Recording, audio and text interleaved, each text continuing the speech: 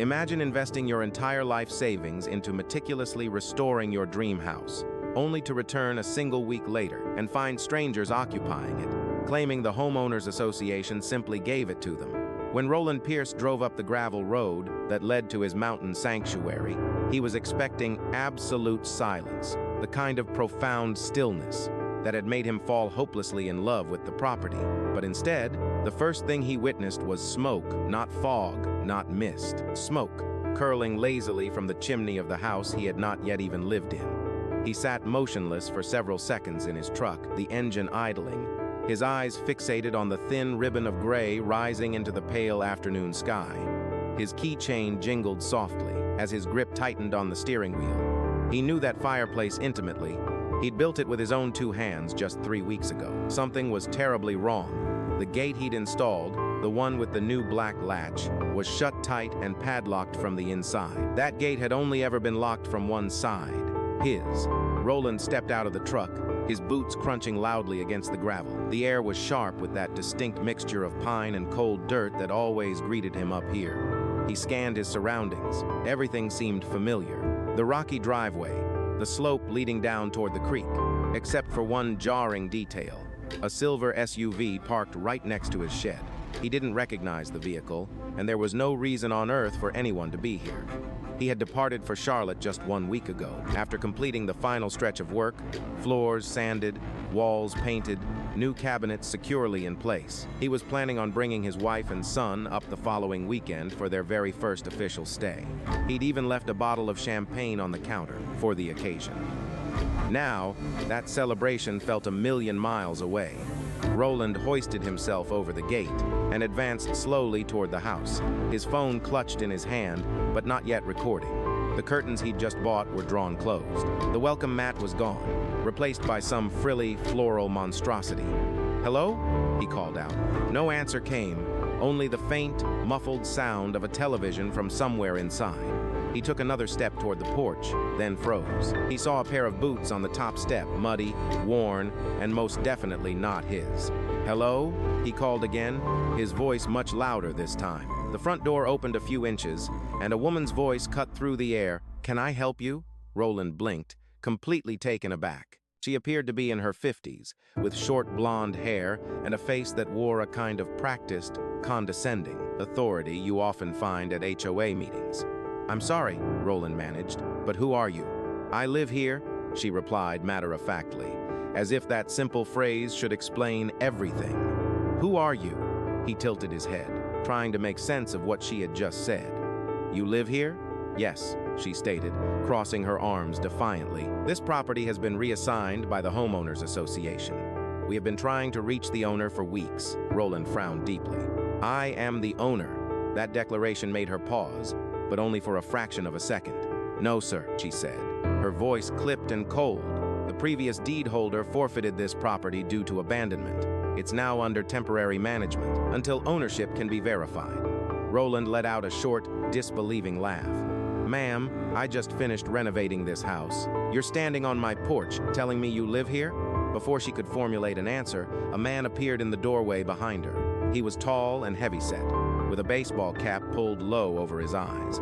He looked uncomfortable, as if he knew this was a sham but lacked the backbone to say so. "Colleen, maybe we should—" "No, Harold," she snapped, her voice cutting through the air. "We are not going through this again. He's trespassing." Roland recoiled in disbelief. "Trespassing? On my own land?" He raised his phone, his thumb already pressing the record button. "Would you mind repeating that for my camera?" Her eyes narrowed to slits. "Record whatever you like, until the HOA gives a final ruling. This is our concern. You are not welcome here. You need to leave now." Roland gestured toward his truck. "My tools are locked in that shed. My legal papers are inside that house. My name is on the deed, and the sales contract is in my glove compartment." But she had already tuned him out. She pivoted toward the living room and yelled, "Harold, shut the door!" And just like that, he did.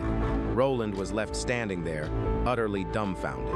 He watched the door close squarely in his face, the very same door he had painstakingly sanded, stained, and sealed with his own 2 hands not a month prior. He could feel the blood pounding in his ears.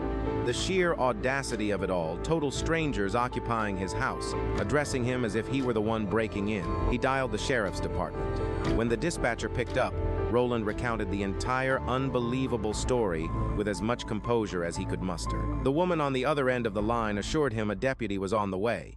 "Please remain outside for your safety, sir," she instructed. So, he waited. The evening air began to bite as the minutes dragged on. He could hear faint laughter from within, the clinking of dinner plates, the sound of a tap running. They were settling in, making themselves at home in his life's work. Roland stared at the mountain silhouette dissolving into the twilight. He struggled to comprehend how any of this was real. He had poured 16-hour days into restoring this place, scrubbing away years of mold from the walls. He'd hauled out load after load of rotted timber by hand and rewired the entire electrical system from scratch. This was never just a piece of property to him. It was a testament to the idea that hard work still paid off. But now, seeing these squatters act like they owned it, a cold resolve began to form inside him. He didn't realize it then, but this was merely the beginning, the quiet before the storm that would completely upend his life. The deputy's SUV finally arrived nearly 40 minutes later. Its headlights sliced through the encroaching darkness. Roland flagged the vehicle down before it had even come to a complete stop. Deputy Conrad emerged, a man in his middle years with a salt and pepper mustache and a weary expression that screamed he would rather be literally anywhere else. He scanned the scene. "What's the trouble here, sir?" he inquired, his hand resting casually on his service belt. Roland pointed emphatically at the house. "There is a family inside my home. I just drove back from Charlotte this afternoon. That house is mine. I possess the title, the deed, all the necessary paperwork." The deputy narrowed his eyes at the house. A curtain twitched in the window. They were definitely being watched. "All right," Conrad sighed. "Let's go have a word with them." They walked up the porch steps in unison, but before the deputy could even raise his hand to knock, the door swung open. It was the same woman, Colleen Densmore, standing there with a rigid posture, her jaw tight and her gaze sharp as a blade. This time, her son stood beside her, a lanky teenager of maybe 16, clad in a hoodie emblazoned with the crest of an expensive private school. "Evening, ma'am," the deputy began with professional courtesy. "I'm here responding to a call regarding a property dispute." Colleen gave a firm nod, her posture unyielding. "Yes, officer. Thank you for your prompt arrival. This man has been harassing my family, and he's falsely claiming ownership of this residence, which is currently under the management of the Homeowners Association." Roland blinked. "Harassing you? I literally just arrived." Colleen completely ignored him, her full attention fixed on the deputy. "We have been in communication with the HOA. They confirmed for us that the previous deed was dormant. We took possession to maintain the property and prevent it from becoming a neighborhood blight. We've been maintaining the property, cleaning and securing it," she claimed. But Roland stepped forward, cutting her off. "I've spent months renovating this entire house. Feel free to check the county records. The deed is registered in my name, Roland Pierce. The sale closed on April 14th of this year." Deputy Conrad's gaze shifted between them, his discomfort palpable. "All right, let's just take a step back here. Does either of you have proof of ownership with you now?" Without hesitation, Roland strode back to his truck, retrieving a manila folder from the glove compartment. He returned, fanning the documents out for the officer to see. "Here, bill of sale, the deed, and the property tax receipt." The deputy accepted the papers, his eyes scanning the pages. "Okay, these appear to be in order," he conceded. Colleen folded her arms defiantly. "That means nothing until the Homeowners Association verifies it. We've been informed there are still pending liens on the property from before his purchase." "Oversee it on whose authority?" Roland demanded. "You keep saying we, but I haven't seen one single piece of official paperwork. By the board," she stated plainly, as if that explained everything. Roland inhaled, letting out a slow, controlled breath. "Lady," he began, his voice tight, "there is no board for this property. This land is completely outside your subdivision's jurisdiction. You can't just declare yourselves caretakers of someone else's home."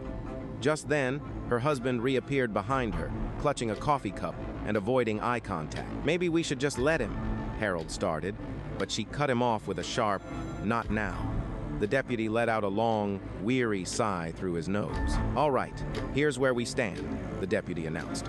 "I am not legally authorized to forcibly remove anyone from a property, not without a court order. This is a civil matter, Mr. Pierce. You'll have to take it up with the county magistrate first thing on Monday." Roland just stared at him, dumbfounded. "So you're telling me they get to stay in my house until then?" he asked incredulously. "I'm saying my hands are tied tonight. You can file your claim in the morning." A faint, triumphant smile touched Colleen's lips.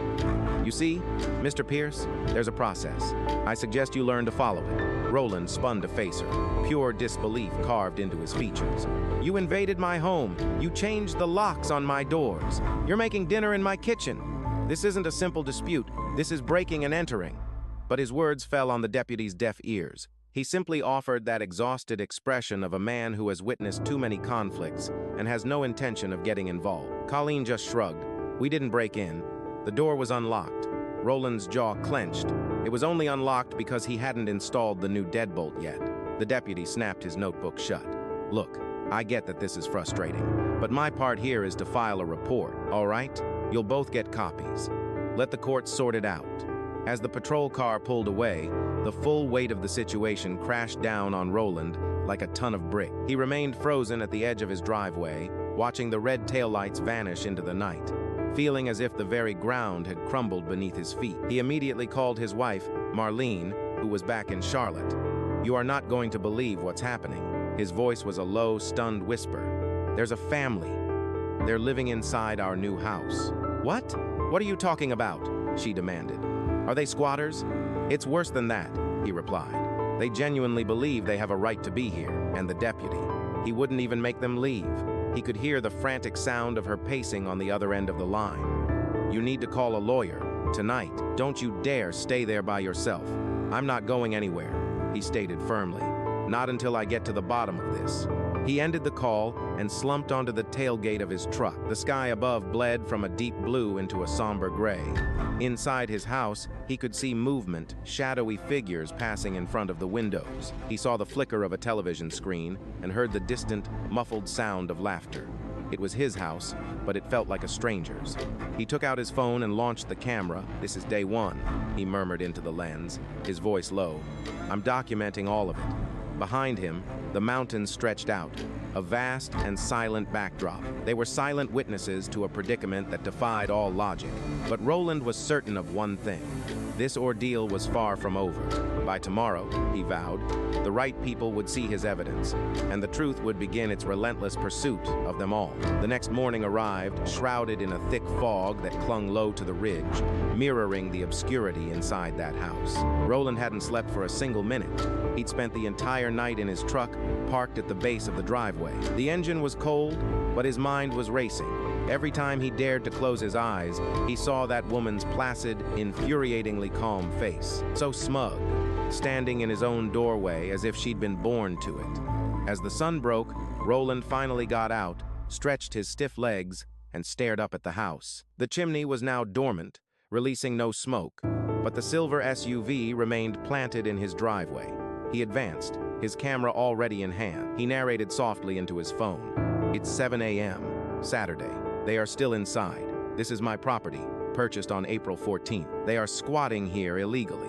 Before he could even reach the porch, the front door swung open, and Colleen emerged. She was wearing a robe, cradling a coffee mug as if she were greeting a friendly neighbor, not the man whose life she'd just completely upended. "Oh, you're still here?" she said, her voice dripping with feigned surprise.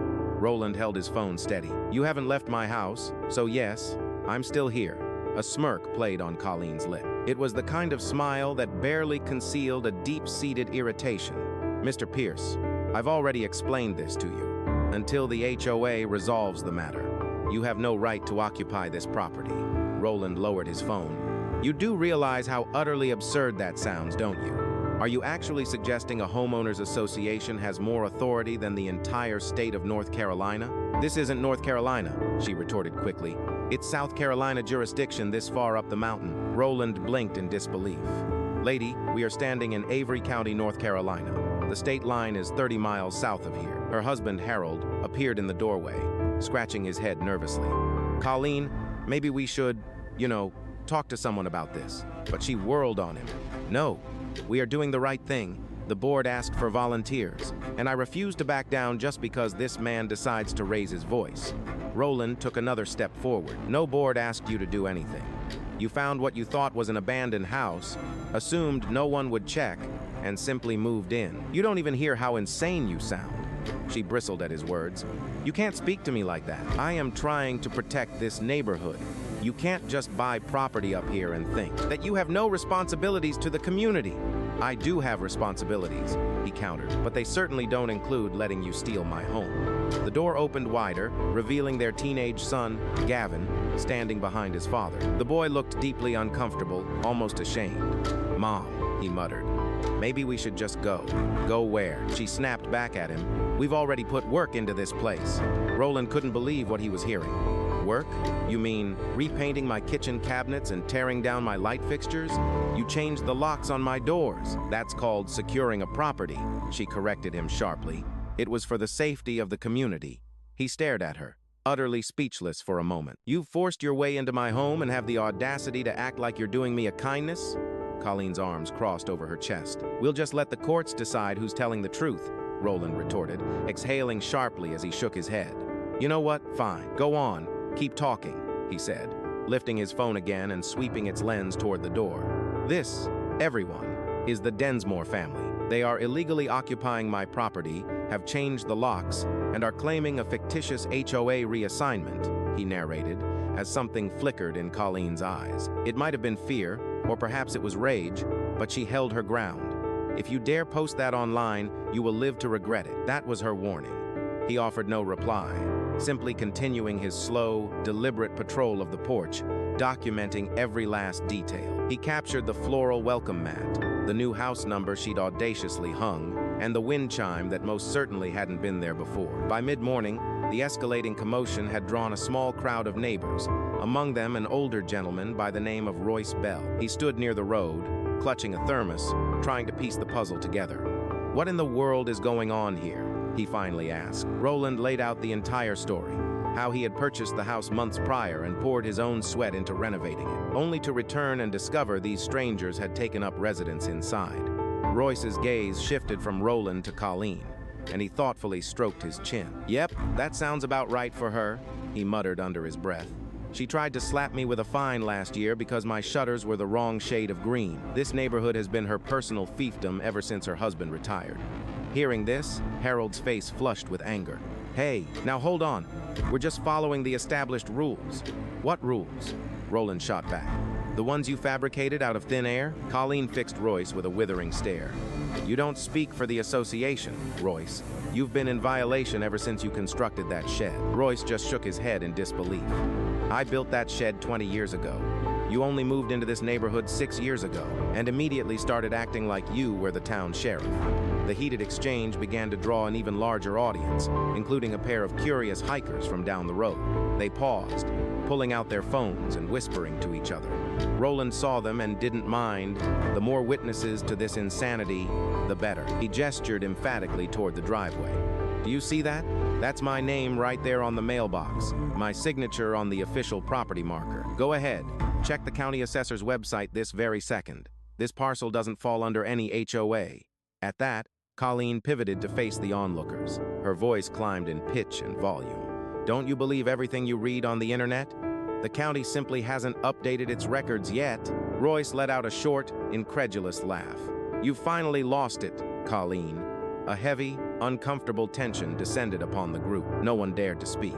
Then, Roland's voice cut through the silence, sharp and clear. You have exactly 1 hour to pack your belongings. After that, I'm contacting my lawyer and filing a formal trespassing report. Colleen didn't even flinch. You will regret that. Roland looked her dead in the eye. No, ma'am, he said, his voice low and steady. I believe you are the one who will. He turned away, his hands trembling almost imperceptibly. It wasn't a tremor of fear, but one born from the sheer, mind-bending absurdity of the situation he was living through. The camera was still recording, and this time, he was determined to make sure everyone saw what was happening. But as Roland would soon discover, Colleen Densmore was far from finished, not by a long shot. She was on the verge of pulling a stunt that would turn this ugly situation into an all-out war. By noon, Roland's video was already tearing across social media, thanks to a friend of his back in Charlotte. He had shared it on a local community page, and before long, complete strangers were flooding the comments, some even offering legal advice. While others debated the story's validity, Roland had no time for digital noise. His entire focus was on securing real-world assistance. He had already contacted his attorney, Anthony Riles, a seasoned property rights specialist out of Asheville. Anthony assured him he would drive up that very afternoon, but issued a stark warning. Do not escalate the situation until he arrived. Let the law handle this, he advised over the phone. You're on solid ground, but don't hand them any excuse to warp the narrative. Roland consented, though patience felt like an impossible virtue when intruders were casually eating breakfast in his kitchen around 1 in the afternoon. A different patrol car crunched up the driveway, this time carrying 2 deputies, both noticeably younger than the officer from the previous night. Their names were Deputy Hernandez and Deputy Lowell. They advanced up the path in unison, their hands hovering near their belts as they assessed the scene. Roland met them halfway. Officers, thank God you're here. I have the deed, the title, everything. Everything is in order. These people have illegally entered my home. All right, sir, Hernandez responded with a placating tone. Why don't we hear both accounts before we make any determination?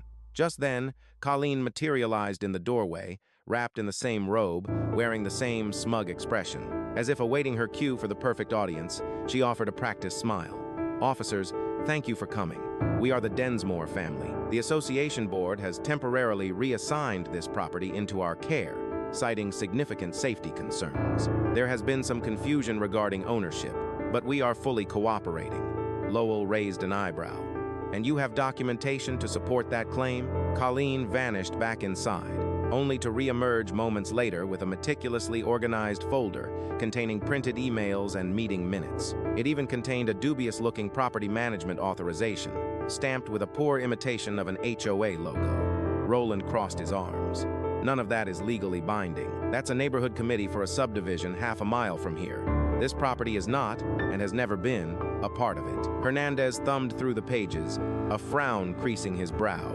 These don't appear to be official county records. They're not. Roland interjected immediately. Here, this is, he said, handing over his certified deed and bill of sale. Check the parcel number. It's completely outside their jurisdiction. A flicker of irritation crossed Colleen's face. He's twisting the facts. The association's authority extends beyond the subdivision's official lines. We've had to deal with several abandoned lots, Roland cut her off. It wasn't abandoned. I have been actively working on it for months. I have pictures, receipts, I have everything. Lowell let out a heavy sigh, exchanging a look with his partner. This is one of those messy civil gray areas, he muttered. Roland's patience finally shattered. Gray zone? They are living inside my house. From inside, Harold reappeared, nervously clutching a dish towel. Look, we didn't mean any harm. We just thought. Thought what? Roland shot back. That you could simply occupy another person's home? Colleen whirled on her husband. Stop apologizing, Harold. He's just trying to intimidate us. Deputy Hernandez swiftly stepped between them. All right, everyone needs to take a step back. This isn't getting physical. We are going to write up a report. But without a direct court order, we cannot forcibly remove them today. Roland clenched his jaw. So they just get to stay for now?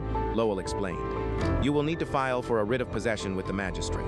That's the required legal process. Colleen looked almost triumphant. You see, Mr. Pierce, she said, it's not quite as simple as you believe. Roland spun away, pacing in sheer disbelief. He could feel every muscle in his body coiling with tension. This is absolutely insane, he muttered under his breath. You're seriously letting squatters occupy my home? The deputies offered no response, merely handing him a card with a case number. They stated the sheriff's office would follow up after the weekend, but as they departed, one officer lowered his voice. I believe you, man, he said under his breath, but you need to document everything, every single minute. Roland gave a grim nod. Swallowing hard, he replied, Oh, I've got plenty of footage. The moment the patrol car disappeared down the hill, Colleen stepped back onto the porch. Her voice was laced with mock sympathy. Tough break, huh? Bureaucracy is such a nightmare. Roland could only stare at her. He was speechless for a beat.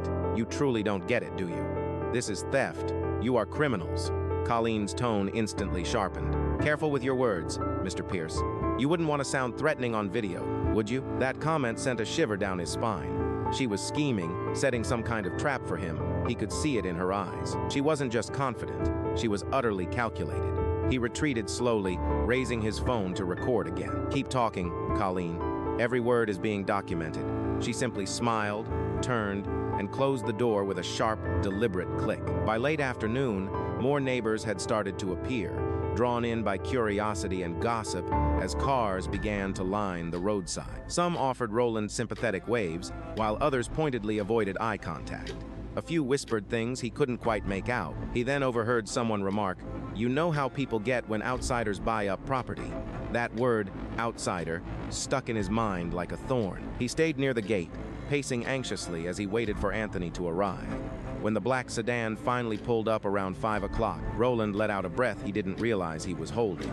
Anthony stepped out, his sleeves already rolled up and carrying a briefcase. "All right," he declared, surveying the scene. "Let's go make this right." But as they walked toward the house together, a new detail caught their eye. A piece of paper taped to the front door. It fluttered in the breeze, and whatever it said, Roland could tell from his lawyer's expression that it wasn't good news. It seemed things were about to get worse long before they got better.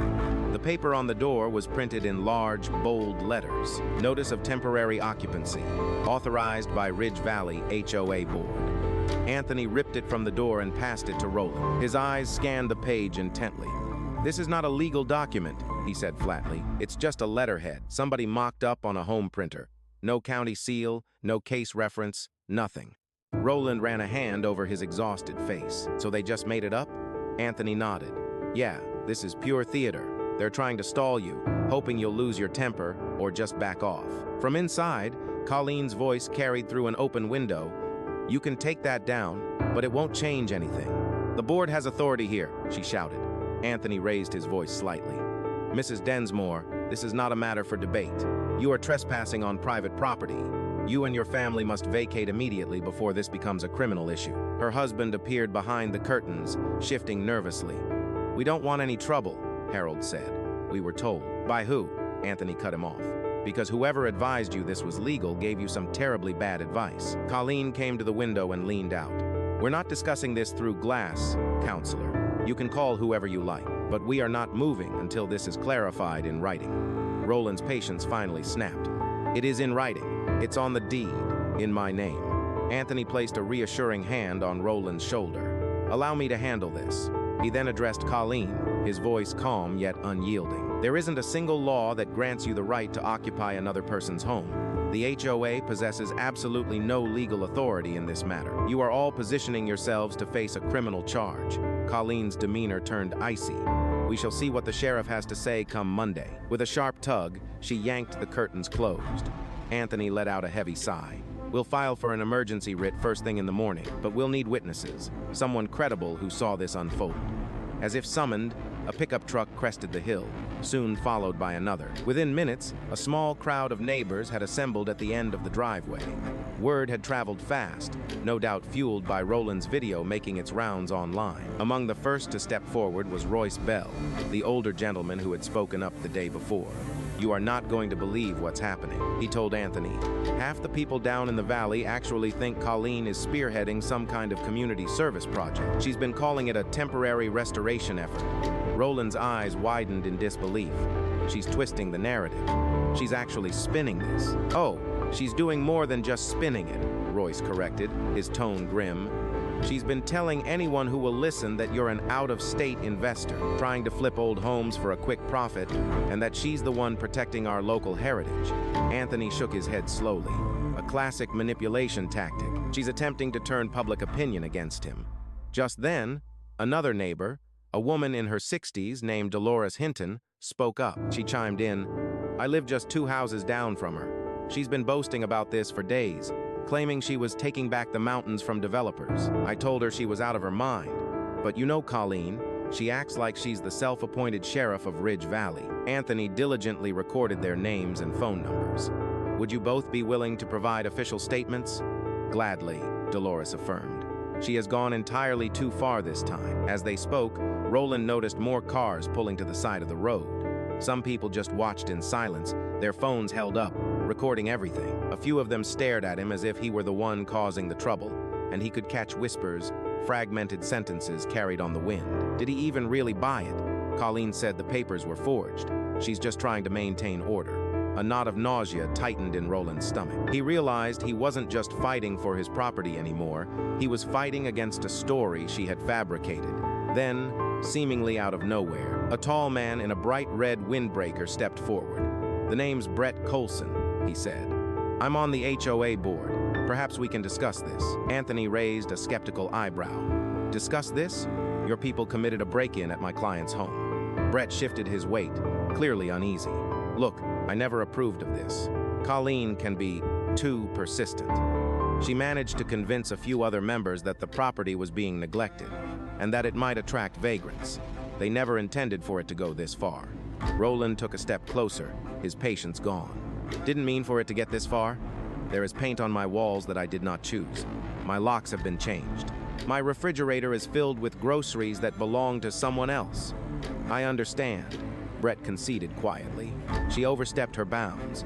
"Then say that on camera," Roland demanded, raising his phone. Brett faltered, his eyes darting nervously toward the house. I can't do that, not right now. But I promise I'll talk to the other members." Anthony's expression hardened. "You would be wise to do it sooner rather than later, because the moment I file charges, the entire board is going to be named in the suit." Brett swallowed hard and retreated back toward his truck. "I'll see what I can do," he mumbled as the crowd began to disperse. Dolores moved closer to Roland. "You've done nothing wrong, son. People like her. They feed on control. Don't you let her get to you." Roland managed a weary nod. "I just want my house back." Dolores offered a sad smile. "Oh, you will, but people like her don't surrender easily, not until their hand is forced." As the sun dipped below the horizon, most neighbors had retreated to their homes, leaving the mountain road in silence once more, as Roland sat on his tailgate next to Anthony. The evening air was thick with the drone of insects, and through the window, the faint glow of house lights revealed someone was inside, preparing a meal. Anthony snapped his briefcase shut. "Tomorrow, we present this to the magistrate. Once the court order is issued, they will have no legal choice but to vacate. Just hang in there a little longer." Roland simply nodded, his gaze fixed on the house. It was his house, a dark silhouette against the fading daylight. "I've held on for months to build it," he murmured, his voice low. "I can certainly hold on a little longer to get it back." But by the next day, the story would have traveled far beyond the mountains. And by morning, the entire state would be buzzing about the man who returned home to find strangers had taken up residence in his house. Yet, not everyone would rally to his side. Before this turmoil, before the flashing lights, the curious crowds, and the ceaseless arguments, the mountain house had been the embodiment of Roland's dream, not merely another property to renovate and sell, or a vacation spot to boast about. It was meant to be a sanctuary, the one place his family could finally find peace and truly breathe. For the majority of his adult life, Roland had been immersed in a world of noise, contractors calling at every hour, and the constant hum of machinery on his work sites. Deadlines pursued him relentlessly, like shadows he couldn't outrun. He made his living restoring old homes, breathing new life into structures others had long abandoned. His father had once told him, "Son, where some people see only dust and decay, you see the memories." That thought was what sustained him. When his father passed away 5 years prior, Roland made a solemn vow to build something permanent, something not for a client or for a paycheck. He wanted something with his own name on the deed. So began his search for properties throughout the Carolinas. He focused on old farmhouses and forgotten estates, the kind of places that most would consider beyond any hope of saving. Then, one January morning, while sifting through listings over a cup of coffee, he saw it. A weathered home, nestled deep within the Blue Ridge Range. It was located just outside Boone, North Carolina. The photographs were grim, showing boarded-up windows and a collapsed porch. The driveway was choked with overgrowth, but he could see the solid bones of the structure beneath the ruin. He drove up that very weekend, navigating the rough road. The route twisted through sharp switchbacks and dense patches of fog, but upon reaching the summit, he was struck by the profound silence. It wasn't an empty silence. It felt like the land was waiting. The property had once belonged to a retired teacher, who who had passed nearly 10 years earlier. Her distant relatives never laid claim to it, so the land remained untouched. The locals referred to it as the widow's house. Most of them steered clear of it, but Roland saw no ghosts. He saw only potential. He purchased it within a month, and every Friday after work, he would load his pickup with tools, sheets of plywood, and cans of paint, then make the 3-hour drive up into the mountains. He'd sleep on an air mattress in the living room, bundled in a sleeping bag. He fell asleep to the sound of the wind howling through the shattered window panes.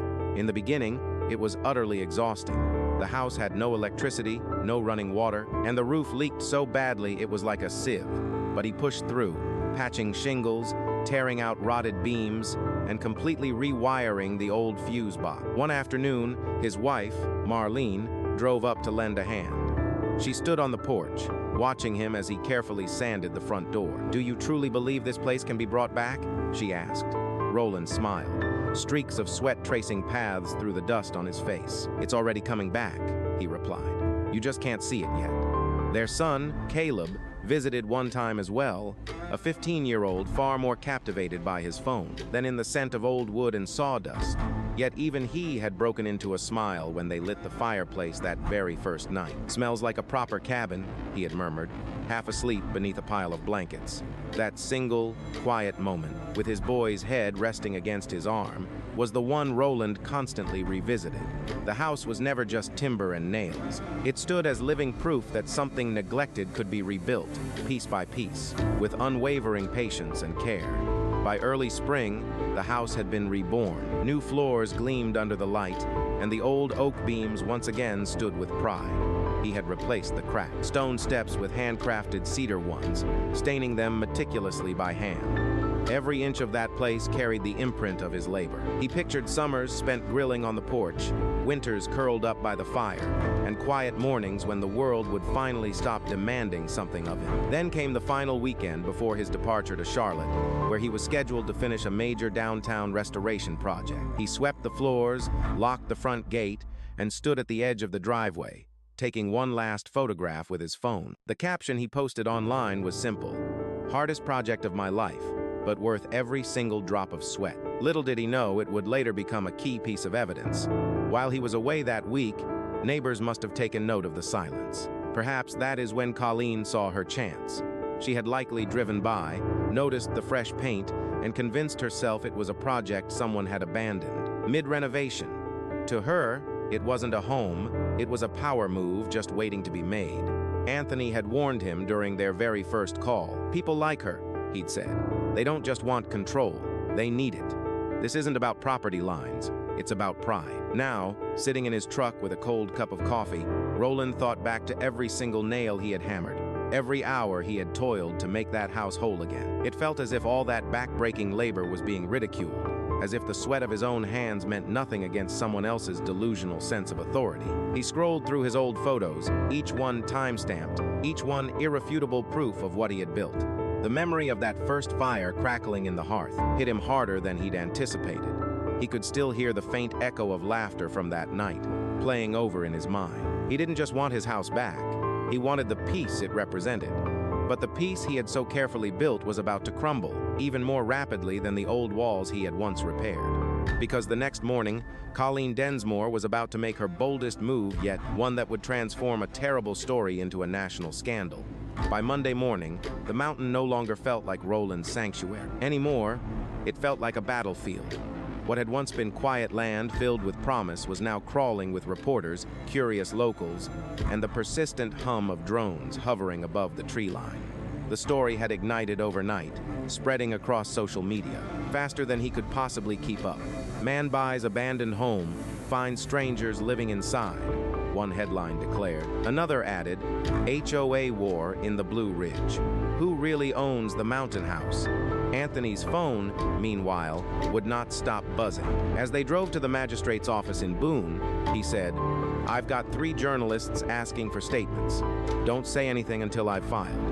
The internet can twist a sentence faster than a lawyer can fix it."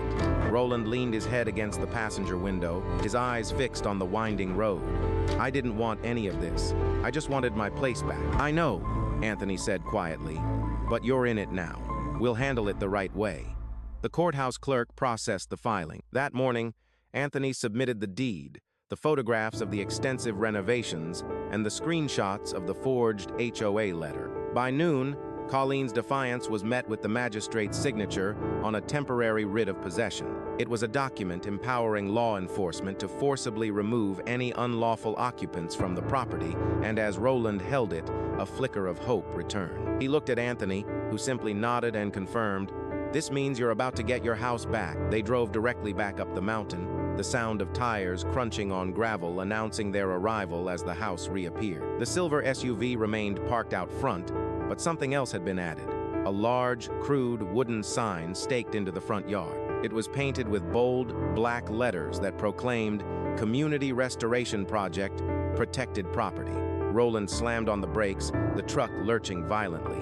"You have got to be kidding me," Anthony breathed, staring at the sign. With disbelief etched on his face, he realized her audacity knew no bounds as they got out and advanced toward the porch. The front door stood open, and from inside, Roland heard a cacophony of voices, not just Colleen's family this time, but others, as two women shifted his furniture. A man was painting by the window while Colleen presided over it all from the center of the room, clipboard in hand, barking out orders. "Colleen," Roland's voice boomed as he stormed up the steps.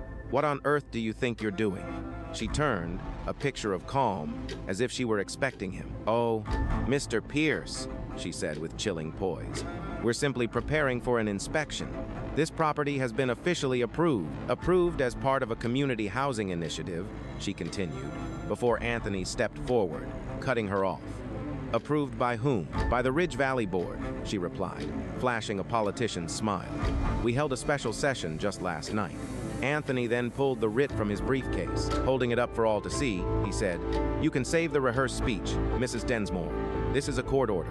You are to vacate these premises immediately." For the first time, her confident expression faltered. "That's impossible. We're well within our rights." "No," Roland interjected. His voice was steady but sharp as a razor.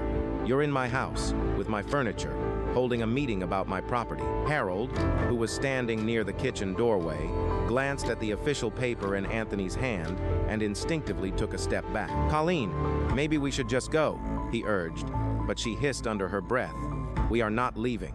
At that moment, Anthony signaled to the deputy's vehicle. It had just pulled in behind them, and two uniformed officers, Hernandez and Lowell, stepped out once more. This time, however, they looked far more decisive. "Afternoon, folks," Hernandez announced. "We have a court order. Anyone not listed on this deed needs to vacate the property right now," he declared. The entire room fell silent. The people helping Colleen froze in place. One of the women even dropped her paint roller. Colleen's voice trembled slightly as she spoke. "This is not over," she insisted. "We are filing an appeal. You are free to do that," Anthony replied coolly, from off the property. Lowell handed her a copy of the writ. "You have 1 hour to remove your personal belongings. After that, anything left inside will be considered abandoned." Roland stood in his doorway, watching as her entire charade finally cracked. Colleen's composure, that carefully constructed mask of self-importance, began to crumble as Harold quietly started gathering their boxes, their son Gavin looking utterly mortified. He avoided everyone's gaze while packing clothes from the guest room, as outside, a few neighbors had gathered on the street yet again. They were whispering amongst themselves. Some were filming the spectacle on their phones, while others just shook their heads in disbelief. Royce Bell stood near the gate with his arms crossed. "About time," he muttered, just loud enough for Colleen to hear his final judgment. Colleen whirled on him, her voice laced with venom. "You all find this amusing? You'll rue the day you chose his side. This alters the very fabric of this place," Roland retorted, meeting her furious gaze. "You already did that, Colleen. You're the one who turned good neighbors into witnesses." A retort died on her lips, her carefully constructed facade cracking. For a fleeting instant, the iron grip she'd held on her world for years simply vanished. An hour later, as the deputies led the Densmores away, Colleen desperately tried to maintain an air of dignity, her chin held defiantly high, but her eyes glistened, not with regret, but with the sharp sting of public humiliation, while Harold carried the last of their boxes. His shoulders were slumped in defeat. Anthony approached Roland, placing a steadying hand on his arm. "It's finished." Roland gave a slow nod, though a part of him couldn't quite accept it. "It doesn't feel finished," he admitted. Anthony's gaze drifted toward the distant mountain ridge. "Just give it time," Anthony counseled. "The truth has a way of hunting people down." But that truth was closing in far quicker than any of them could have imagined, because by sunset, footage of the eviction would explode across the internet, and Colleen Densmore was about to transform from a local tyrant into a national spectacle. The eviction itself was like witnessing a slow, agonizing demolition, not of a structure, but of a person. A person who had constructed her entire identity on the bedrock of being infallible. By the time the deputies began escorting the Densmores from the property, several cars had already pulled over onto the shoulder of the mountain road. Locals were leaning against their hoods, their murmurs a low hum in the air. Phones were held high, capturing every moment.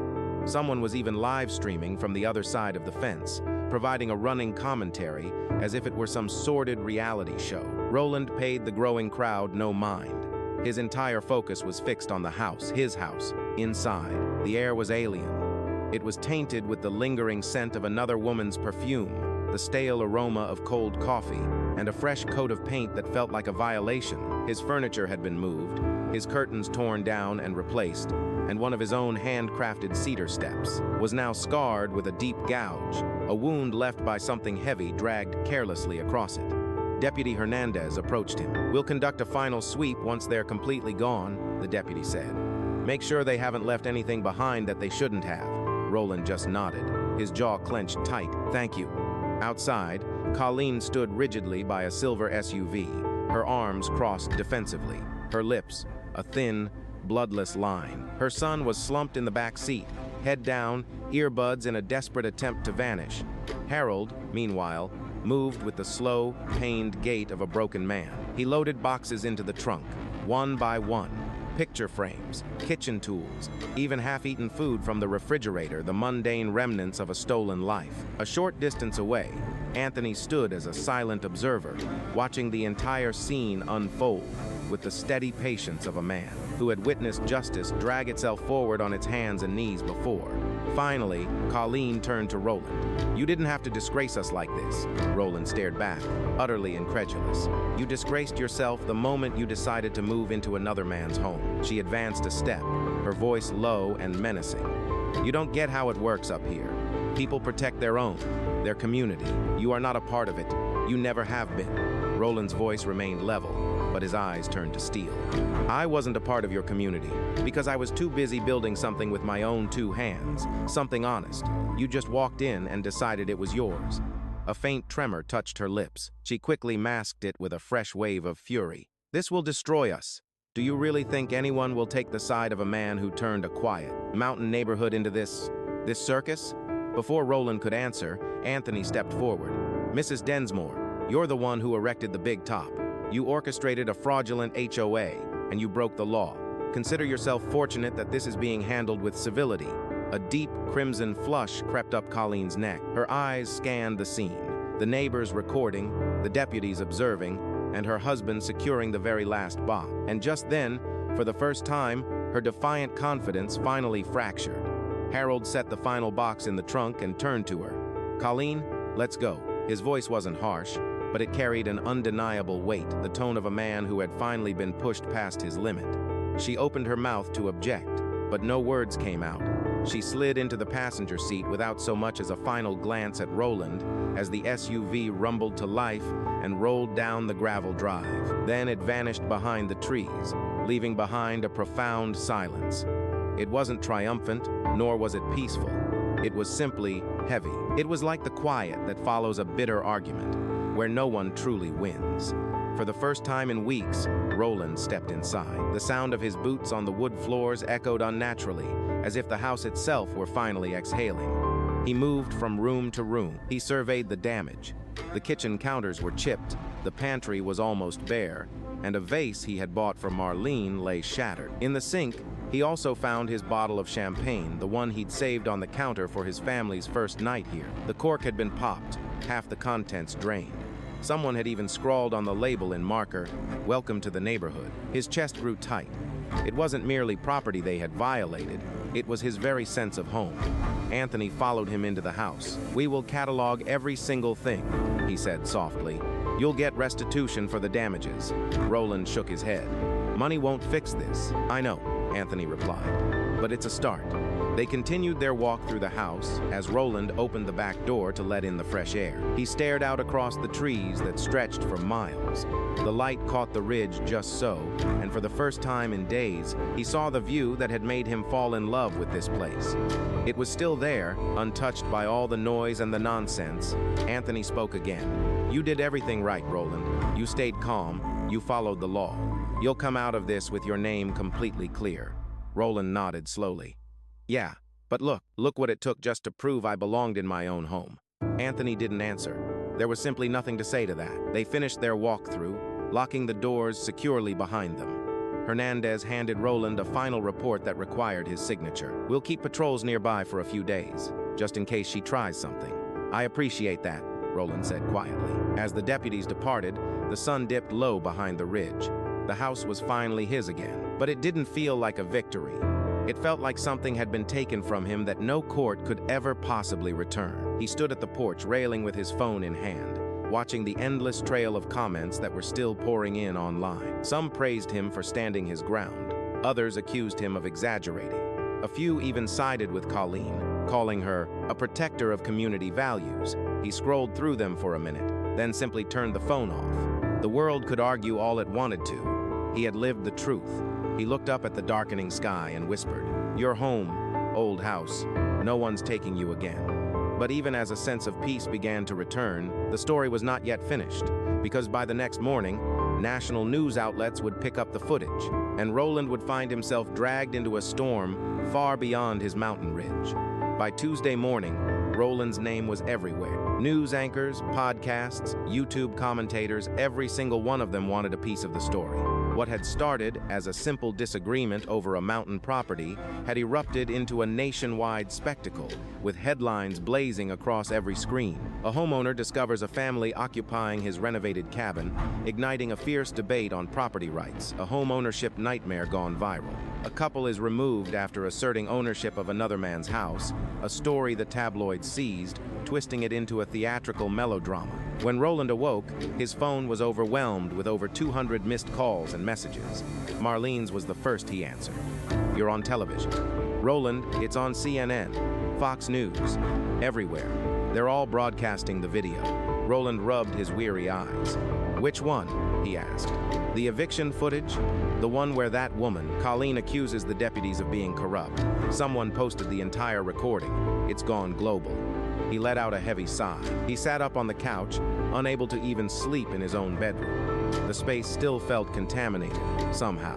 It's as if their presence still haunts the very walls. "I didn't post that," he said softly. "I know," Marlene replied, "but it's being shared by everyone. People are commenting on how composed you were. Some are even calling you a hero." A faint, humorless laugh escaped him. "A hero? For having my own home stolen from me? That's rich." Marlene hesitated on the other end.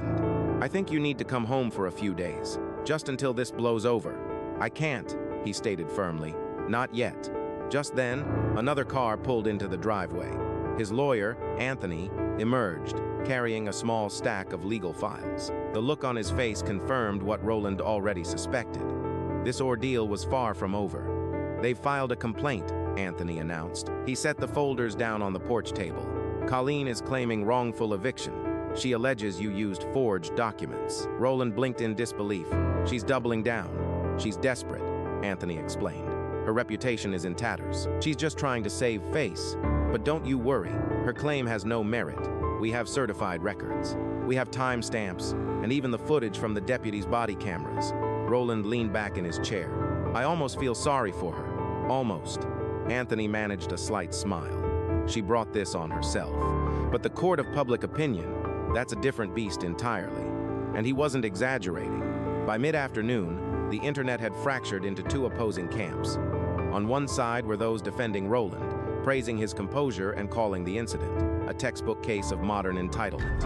On the other, sympathizers rallied behind the Densmores, claiming they were victims of convoluted property laws. One viral post declared, "This is exactly what happens when wealthy developers buy up all the land and force the local people out. She was taking a stand for her community, but Roland wasn't wealthy, and he was certainly no developer. But online, the truth was irrelevant. It always was. Later that day, Anthony called with an update. The county DA has reviewed the case. For now, they're not pressing criminal charges against the Densmores yet. However, there is an official investigation into whether they forged any documents. Roland's voice grew cold. You mean that fraudulent notice she stuck on my door? Precisely, Anthony confirmed. If she falsified a legal document, she is in a world of trouble. Meanwhile, a reporter from Asheville called, requesting an interview. Then another from Raleigh, and then a producer from Inside Edition. Roland refused them all. He had no desire for his life to be turned into entertainment, but the world didn't care what he wanted. It only cared about clicks.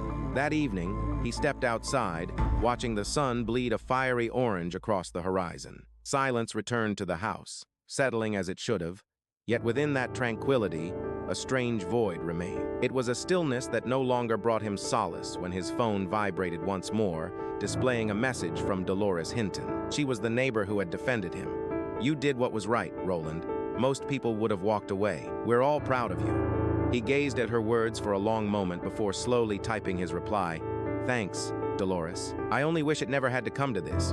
The following morning, Colleen Densmore was on the local news. She stood outside a law firm, clad in a pale blue dress, professing that she had been misrepresented and had acted in good faith all along. A slight tremor shook her voice, yet her confidence remained unshaken. I was protecting the integrity of our community. She declared to the camera, I was misled by erroneous information regarding the property's status. The interviewer pressed, Do you regret your actions?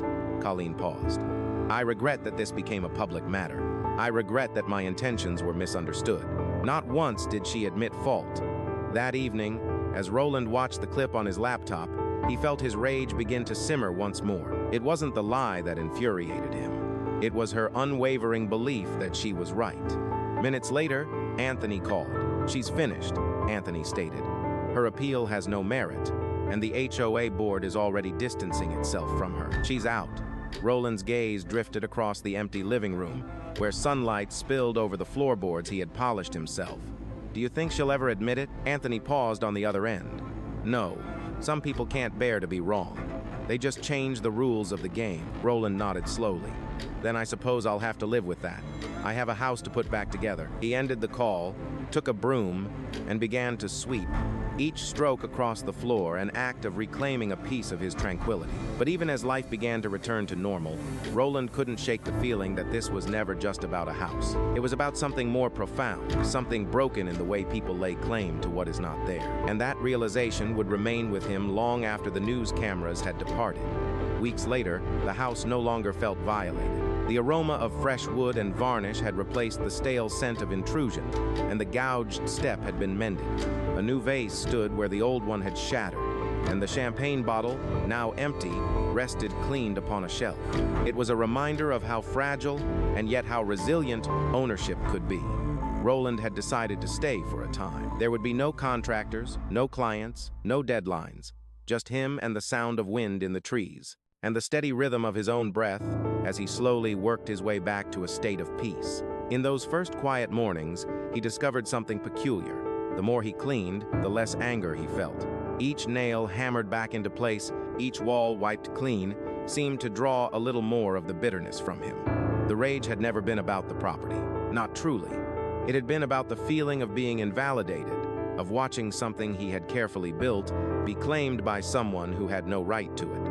He had spoken with Anthony a few times since the ordeal ended. The lawyer informed him the case was closed. The Densmores were ordered to pay restitution and were banned from the HOA board for falsifying documents. Harold, it seemed, had moved out of state to be near his brother. Colleen, however, remained in Ridge Valley. A profound silence had fallen where her voice once dominated. Her constant HOA dispatches had evaporated from the community forums. I suspect an apology will never come, Anthony had remarked during their final conversation. I don't require one, Roland had answered. All I want is to reclaim my tranquility. His words were plain, yet they resonated deep within him. Peace, he realized, was not a gift to be received, but a territory he had to win back for himself. Often, as the sun bled across the horizon, he would meander down the gravel path to the creek, settling onto the great, smooth stone that marked the water's curve. From that vantage point, he could watch the house's reflection shimmering in the current, a tiny, wavering mirage of what he'd built. He was enveloped by trees that were indifferent to deeds and titles, a stark reminder of how illusory control truly was. His mind often drifted to those who had sided with Colleen, faceless strangers on the internet who, without ever meeting him, had cast him as the villain, the embodiment of everything they resented about newcomers. He replayed the venomous comments, the sensational headlines, the clips that had spread like wildfire. It was a bizarre phenomenon, how readily people could twist a personal struggle into a public symbol, forgetting that symbols are always a hollow version of the truth. One evening, a sharp rap on his gate shattered his contemplation. When he approached, he found Dolores Hinton on the other side, holding a small, warm casserole dish. "You look like you could use a home-cooked meal," she offered, her smile radiating genuine warmth. A soft laugh escaped Roland. "You really didn't have to do that." "Perhaps not," she conceded, passing it through the bars of the fence. "But after everything they put you through, you've more than earned a decent dinner." They spoke for a while of the changing weather, of her flourishing garden, of the profound quiet that had settled over the neighborhood, in the wake of Colleen's public humbling. Then, Dolores offered a piece of wisdom that lingered with him. "It's a curious thing," she began, "how people will wage the fiercest battles for things they had no hand in creating. Maybe that's because they've never understood the sacrifice it takes to bring something real into the world." Roland nodded in solemn agreement. "Or perhaps," she added, "they've never had something real to lose." She gave his arm a gentle, reassuring pat before turning and making her way back down the hill. Later that night, Roland sat on his porch, eating the casserole directly from the dish Dolores had brought, his eyes fixed on the last vestiges of light disappearing behind the ridge. The air was crisp and cool, scrubbed clean of bitterness and tension, leaving only space to breathe. His thoughts turned to the lessons this house had taught him. He understood now that ownership was more than a line of ink on a deed. It was a sacred bond between effort and belonging. You can't truly possess something unless you have poured a piece of your own soul into it, your time, your sweat, your unwavering patience. And perhaps that was the lesson he was always meant to learn. While he had built this house with his own two hands, the ordeal had rebuilt something essential within him. It had reshaped his capacity for trust, his perception of control, and his very ability to let go. He came to realize that sometimes people like Colleen aren't merely obstacles in your path. They are mirrors, forced upon you, reflecting the fractured parts of the world that still cry out for mending. As he leaned back in his chair, the steady chorus of night insects began to swell around him. Roland whispered into the darkness, the words feeling almost like a prayer. "Let this place remain honest. Let it remain mine, not just in law, but in spirit." He reached for his phone, opened the camera, and began to record a final message. This time, all traces of anger had been purged from his voice. There was only a profound calm. "This is for anyone out there who has ever built something, only to see it threatened," he began.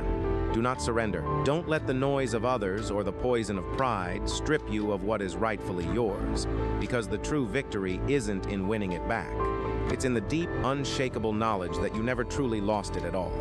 He concluded the recording with a quiet, knowing smile and set the phone down beside him. Overhead, the stars glimmered faintly through the silhouette of the trees, and for the first time in months, the mountain felt as if it were breathing again. This feeling wasn't one of ownership, but of restoration. It was finally whole. It serves as a reminder to respect what is not yours and to protect what you have rightfully earned. For when you construct something with true integrity, its essence can never be taken from you. If this narrative struck a chord with you, please consider subscribing for more authentic human stories that show us what perseverance and truth truly mean, especially in the world we navigate today. Your support is what enables these crucial voices to continue being heard.